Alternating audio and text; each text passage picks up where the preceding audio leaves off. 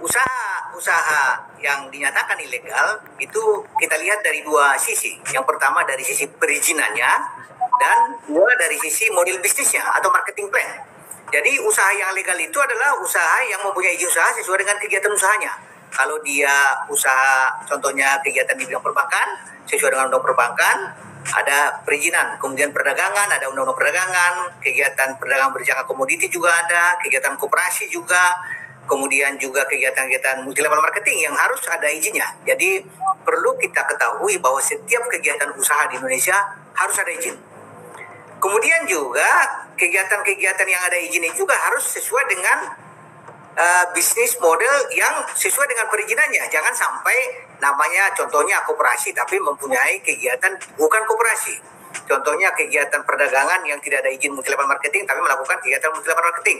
Jadi harus selaras perizinan dengan bisnis model atau kegiatan usahanya. Kemudian kalau dikatakan ilegal adalah kalau memang tidak memiliki izin usaha, tidak ada izin kegiatannya, tidak ada izin produknya. Kemudian juga izin kelembagaannya tidak ada. Dan kegiatan-kegiatan ini cenderung adalah kegiatan yang memang sengaja dilakukan untuk penipuan yang merugikan masyarakat. Nah, jadi kita katakan ilegal kalau dia tidak ada izin dan kegiatannya, marketing plan-nya atau bisnis modelnya memang adalah ditujukan untuk kegiatan-kegiatan yang cenderung merugikan masyarakat. Nah, kalau kita lihat informasi, jadi ilegal ini sangat menarik saat ini. Kegiatan-kegiatan ilegal ini tetap marak. Kalau kita lihat kerugian 10 tahun terakhir akibat investasi legal mencapai 114,9 triliun. Wow, ini banyak banget, Pak. Jumlah sangat besar dan ini baru yang memang masuk dalam laporan proses penegakan hukum. Belum lagi banyak masyarakat kita yang tidak lapor karena berbagai hal. Kemudian jumlah investasi legal, peer-to-peer lending ilegal, kemudian pergadaian ilegal juga mencapai ribuan ini totalnya. Oleh karena itu, apa yang bisa kita pelajari dari data ini adalah perlunya kewaspadaan masyarakat agar tetap menjaga dan tidak mudah tergiur dengan penawaran-penawaran investasi legal ini. Siap. Oke, Pak Tongam, itu tadi nilainya fantastis banget loh. Dan itu pun yang orang atau masyarakat yang melapor ya Pak ya. Apalagi yang belum melapor ya Pak, nilainya tuh pasti lebih besar daripada itu ya Pak yang dirugikan ya. Dan ya, Pak Tongam, nah sebelum aku ke pertanyaan selanjutnya nih Pak, panggilnya Abi aja boleh Pak? Manggil ke saya Abi itu kayak gimana Pak? Masih muda Pak. Ya. Udah, tapi kalau jabatannya udah tinggi saya panggil Pak. Gitu ya Pak ya. Soalnya saya orang biasa Pak di rumah nih Pak, siarannya nih Pak. Di rumah semua orang biasa Pak, di kantor ya. Baik, Pak Tongam, nah tadi kan udah disampaikan nih bahwa dari situ dasar hukumnya apa dan gimana buat dinyatakan legal atau ilegal. Nah, kita langsung khususkan ke TikTokers dan juga VTube nih Pak Tongam. Kan OJK menyatakan bahwa aplikasi VTube dan TikTokers merupakan aplikasi yang ilegal. Nah, kalau dikhususkan kedua aplikasi ini, alasan kedua aplikasi tersebut disebut ilegal tuh gimana tuh Pak Tongam? Ya, perlu kami luruskan bahwa yang menyatakan aplikasi VTube dan TikTokers ilegal bukan OJK, tapi Satgas Waspada Investasi. OJK, sebagaimana Undang-Undang 21 tahun 2011, melakukan pengaturan dan pengawasan sektor jasa keuangan, yaitu perbankan, pasar modal, dan industri keuangan non-bank. VTube dan TikTokers ini bukan jasa keuangan, sehingga bukan berada di bawah pengawasan OJK. Tetapi dalam rangka perlindungan masyarakat, OJK membentuk Satgas Waspada Investasi. Oleh karena itu, penanganan kedua entitas ini adalah oleh Satgas Waspada Investasi. Demikian supaya kita paham bersama bahwa tidak ada kaitannya dengan OJK. Walaupun saat ini OJK sebagai ketua Satgas Waspada Investasi. Kedua, aplikasi ini, VTube dan TikTokers ini diduga merupakan kegiatan money game. Kalau kita lihat feature VTube atau VTube ini, kegiatannya adalah memberikan penghasilan untuk para membernya dengan menonton iklan di aplikasi. Dengan menonton iklan 10 iklan per hari. Kemudian member akan mendapatkan poin, view point yang dulu disetarakan 1 poin itu dengan $1. Kemudian member juga dapat membeli fast track untuk melakukan misi-misi tertentu. Sehingga dengan misi-misi yang lebih tinggi atau bintang yang lebih tinggi, mereka bisa mendapatkan VP yang lebih besar. Selanjutnya juga terdapat jual beli di antara member, jual beli viewpoint. Tentunya ini dilaksanakan untuk melaksanakan misi-misi yang lebih tinggi, sehingga semakin tinggi misi kita, semakin banyak viewpoint yang diperoleh, tetapi dengan tadi ada persyaratan untuk menyerahkan beberapa viewpoint sesuai dengan tingkatan bintang. Ya. Kemudian juga ada mekanisme sistem referral, member get member, dengan memberikan penghasilan tambahan kepada pengguna, mendapatkan fee 5% dari yang diajak. Nah, secara umum harusnya memang V2P ini kalau memang merupakan jasa periklanan dan memberikan keuntungan kepada membernya, harusnya tidak ada pembelian atau penyerahan viewpoint kepada V2, tetapi cukup saja orang menonton kasih uang. Nah, itu harusnya. Kalau begitu memang ini bisa meningkatkan pendapatan masyarakat. Jadi tidak ada embel-embel, contohnya kita rekrut orang, kemudian dapat fee, kemudian kita bayar viewpoint kepada VTube, sehingga kita bisa selama 40 hari contohnya kita bisa mendapatkan viewpoint. Nah, ini juga ada mekanismenya. Mereka ini ada bintang 1 sampai bintang 6 untuk melakukan misi harian yang dikatakan 40 kali misi harian dan bisa diperpanjang. Contohnya di bintang 1 itu saya secara gratis bisa mendapatkan 14 VP dan 10 VP-nya saya harus merupakan biaya ke VTube. Sampai ada bintang 6 mencapai 10.000 VP. Tetapi apa yang terjadi, semakin tinggi bintang saya, semakin income saya per hari semakin besar. Contohnya pada bintang 1 saya per hari itu income saya hanya 0,3 VP, mungkin sekitar 3.000 4.000 rupiah ya.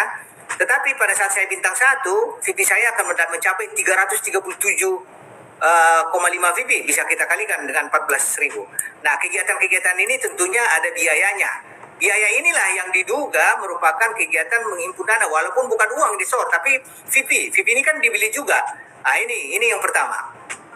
Kemudian yang kedua juga mereka ini membangun tim viewer, mencapai peringkat-peringkat dari bronze sampai diamond, dan di atas dasar peringkat-peringkat ini mereka mendapatkan VP yang lebih tinggi jika mencapai total viewer yang lebih besar.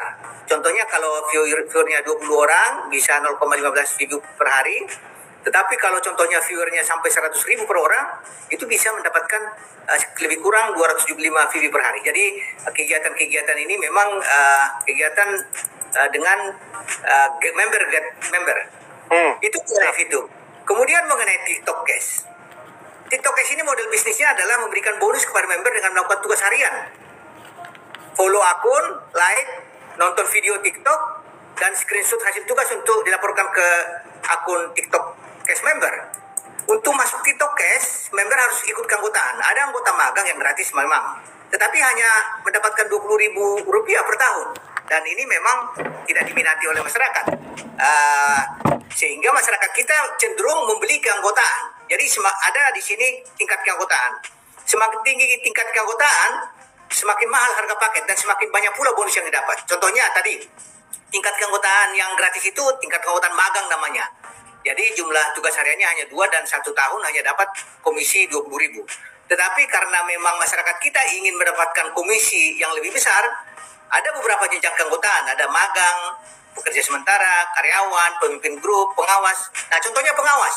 Pengawas harga paket keanggotaan di pengawas ini 4.999.000 rupiah. Jumlah tugas hariannya nonton atau klik 55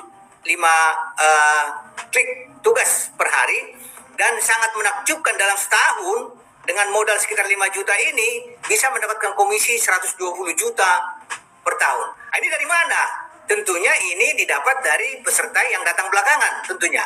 Jadi tidak ada barang atau jasa yang dijual, tapi cukup nonton-nonton saja dengan merekrut orang. Nah, ini akan kita dapat. Nah, ini sangat parah menurut saya. Kemudian juga TikTok Cash ini memberikan komisi referral, komisi tambahan hingga 3 downline berdasarkan presentasi tertentu. Jadi ada perekrutan dengan menggunakan kode referralnya. Kemudian juga ada syarat minimum saldo mengendap di TikTok Cash, minimum sebesar 300.000. Bisa kita bayangkan, klaim dari TikTok Cash kan sudah mencapai 500.000 anggotanya. Kalau dana tertahan itu 300.000, berarti 150 miliar jumlah uang yang mengendap terus-menerus di TikTok Cash. Nah, ini kan sangat menguntungkan TikTok Cash. Jadi kegiatan-kegiatan ini memang diduga adalah kegiatan penipuan. Jadi TikTok Cash ini di mana member membeli keanggotaan untuk menawarkan keuntungan sangat besar. Tidak ada barang yang, atau jasa yang dijual. Jadi masyarakat kita cenderung membeli keanggotaan supaya semakin banyak komisi-komisi dan juga melakukan sistem referral yang pada dasarnya ini adalah kegiatan gali lubang tutup lubang. Di mana nanti suatu saat pada saat member baru tidak ada, ini cepat atau lambat akan kolaps juga. Oke, siap Pak. Wah, ini Pak Tongam informasinya jelas banget nih Pak. Aku dari tadi benar-benar perhatiin dan ini banyak banget para penonton kita, warganet yang sedang menonton pasti juga tercerahkan nih dengan informasi yang Pak Tongam berikan. Tapi Pak Tongam, aku mau tanya juga nih Pak. Kalau dari sudut pandangnya Pak Tongam, dari sudut pandangnya Satgas Waspada Investasi dan juga teman-teman OJK, sebenarnya kenapa sih Pak masyarakat kita itu masih banyak yang mempercayai aplikasi tersebut Pak? Iya, ada beberapa penyebab. Paling tidak kami lihat ada 4 penyebab sehingga masyarakat kita banyak mempercayai aplikasi-aplikasi seperti ini. Yang pertama adalah masih rendahnya tingkat literasi masyarakat. Masyarakat kita perlu kita didik edukasi untuk mengenal produk-produk keuangan, produk-produk investasi secara baik. Sehingga mereka bisa mengetahui mana yang bisa diikuti, mana penipuan, mana yang benar. Jadi tingkat literasi masyarakat yang pertama. Yang kedua juga perilaku masyarakat kita sangat mudah tergiur dengan imbal hasil tinggi dalam waktu cepat. Mudah dapat uang tanpa kerja, duduk-duduk saja bisa dapat uang. Bahkan ada yang menawarkan tidur saja digaji. Nah, ini sangat menarik sebenarnya. Jadi adanya perilaku sebagian masyarakat kita yang memang sangat mudah mendapatkan imbal hasil tinggi tanpa bekerja. Jadi contohnya hanya top up sedikit dapat Fortuner, dapat mobil, dapat rumah, dia cepat sebetulnya. Jadi seperti ini, kita beli keanggotaan 5 juta, setahun dapat 120 juta. Bahkan nanti ada yang beli 10 keanggotaan untuk mendapatkan 1,2 miliar. Nah, ini lebih banyak dari pekerja menteri mungkin kan, jadi itu. Nah, ini. Kemudian yang ketiga adalah memang ada kesulitan ekonomi di beberapa masyarakat kita. Jadi mereka itu lebih cenderung kalau ada uangnya menanamkan secara cepat tanpa melihat risikonya. Jadi tanpa kerja dapat uang.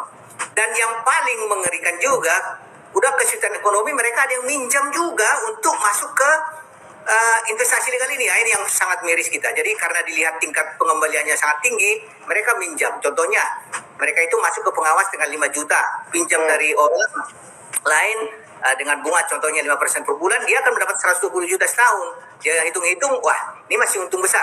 Nah, sudah nggak punya uang, minjam lagi, dan akhirnya ketipu. Ini sangat-sangat parah. Jadi untuk itu perlu sadar masyarakat kita. Sebenarnya kalau kita lihat dari beberapa pendapat ahli bahwa investasi itu dilakukan karena memang ada uang kita yang lebih, bukan minjam kan gitu. Ya, betul Pak. Minjam untuk investasi. Jadi jangan kita minjam untuk membeli sesuatu yang memang berisiko yang sangat tinggi. Kemudian yang keempat adanya testimoni dari peserta. Ini yang paling mengerikan juga. Para peserta-peserta yang datang duluan ini memberi testimoni bahwa wah saya dibayar. Karena apa? Karena dia punya kepentingan untuk banyak peserta yang datang belakangan. Ini juga sangat berbahaya sebenarnya. Jadi ada testimoni, bahkan juga ada menggunakan tokoh-tokoh masyarakat, selebritis. Ini perlu kita hindari. Jadi karena dilihat orang lain sudah dapat uang, contohnya ada yang dapat 1 juta sehari, ya saya tertarik dong. Wah luar biasa, tanpa kerja. Atau di garasinya sudah ada Fortuner gitu. Wah dari mana? Dari entitas ini. Jadi mudah terpengaruh terhadap testimoni yang justru itu semua sebenarnya orang-orang yang testimoni itu adalah yang menginginkan orang lain untuk terjebak juga sebenarnya. Kalau bisa kita katakan, kalau dia dalam orang Medan itu biasanya itu yang ngajak orang itu bukan mau memberikan keuntungan, bukan kamu kita ajak untuk dapat untung ya. Harusnya nggak gitu. Bahasanya itu di Medan itu, bang, kutipu kau ya katanya. Oke, silakan tipu saya, gitu kan.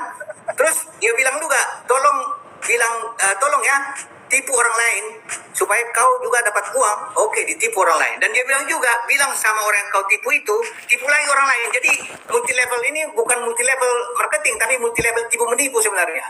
Itu. Jadi ini. Ya, siapa? Jadi sebenarnya ada perbedaan antara multi level marketing yang memang beneran ada produknya dan jelas konsep bisnisnya, tapi kalau yang model kayak gini yang money game ini yang berbahaya dan merugikan seperti itu ya Pak ya. Jadi memang ada multi level memang ada model bisnis multi level, tapi itu multi level yang memang benar ada produknya. Tapi ada juga yang seperti ini yang money game yang merugikan. Seperti itu ya Pak ya? Ya, ini bukan Ya. multi level, ini multi tipu menipu ini.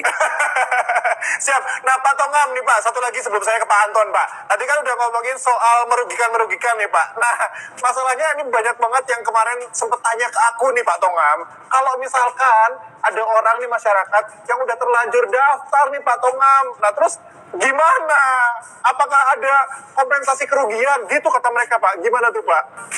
Ya, pelaku harus bertanggung jawab. Apabila ada masyarakat yang dirugikan agar segera lapor polisi untuk dilakukan proses hukum. Karena itulah satu-satunya jalan bagaimana kita bisa melihat apakah ada uangnya atau enggak. Tapi memang selama ini dalam pengalaman kita, investasi legal ini yang masuk proses hukum tidak pernah ada kembali uangnya 100%. Pengalaman di Pandawa Depok, CSI Cirebon, Green for Freedom, itu nggak ada uangnya kembali. Oleh karena itu memang kewaspadaan yang pertama. Dan juga perlu digarisbawahi bahwa pemerintah tidak menanggung kerugian akibat investasi legal. Tidak ada dasar hukumnya. Yang satu-satunya cara ya memang itu tadi. Tolong nanti rekan-rekan yang dirugikan, kami sangat mendorong sebenarnya untuk proses hukum supaya ada efek jera. Karena bagaimanapun juga ini perlu kita hentikan sehingga mereka bisa bekerja atau melakukan kegiatan usaha secara legal. Itu tujuan kita. Betul, baik. Siap. Terima kasih Pak Tongam.